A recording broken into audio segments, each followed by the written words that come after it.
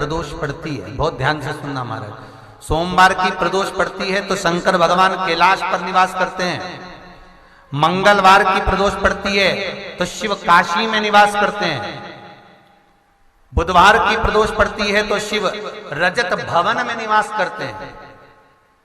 गुरुवार की प्रदोष पड़ती है तो शिव गंगा के स्थल पर निवास करते हैं। शुक्रवार की अगर प्रदोष पड़ती है तो शिव नीलकंठ पर विराजमान होते हैं। शनिवार की अगर प्रदोष पड़ती है तो शिव शमी के वृक्ष के नीचे रहते हैं। और रविवार की जब प्रदोष पड़ती है तो शिव बेलपत्र के पेड़ के नीचे निवास करते हैं।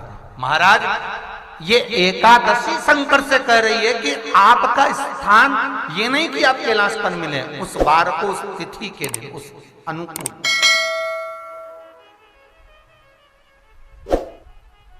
हमारे यहां कहते हैं सोमवार की जो प्रदोष पड़ती है वो इच्छा पूर्ति करती है। मंगलवार की प्रदोष रोग से मुक्ति देती है। बुधवार की प्रदोष कामना की पूर्ति करती है। गुरुवार की प्रदोष शत्रुओं का नाश करती है। शुक्रवार की प्रदोष सुख और शांति देती है।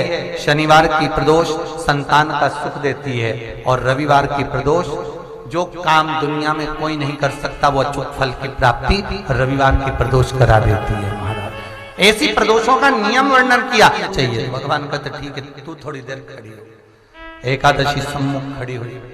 पार्वती जी ने जिस अंगुष्ठ का जल पीने के लिए लिया था हाथ में, बस पीने ही वाली थी, शंकर भगवान ने वही हाथ में जल लेकर एकादशी के हाथ में उसको देकर कहा ले, ये मेरे द्वारा निर्मित एक व्रत है जिसे त्रयोदशी के दिन तूने मांगा है, मैं तुझे देता हूं। आज इस व्रत का फल मैं तुझे प्रदान करता हूं। अब तू जिस जीवात्मा को लेकर जाएगी उसका पाप प्रबल नहीं होगा।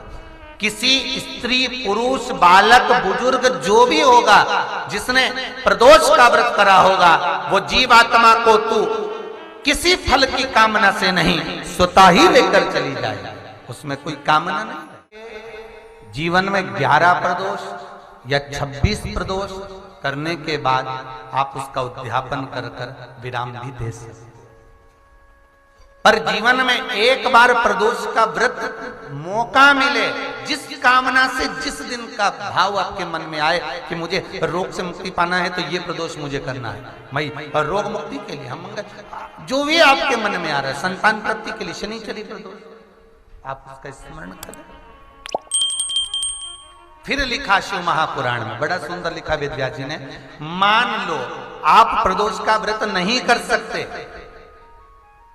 आप अगर व्रत नहीं कर सकते तो प्रदोष के दिन, प्रदोष काल में शाम का समय सूर्यास्त का कुछ पल, कुछ घड़ी के पहले से लेकर बाद तक का प्रदोष काल के अंतर्गत आप शंकर जी के मंदिर में जाकर 1 लोटा पानी, 5 बेलपत्र भी अगर समर्पित करते हैं तो संपूर्ण प्रदोष का फल आपके भाग्य में प्रबल हो जाए।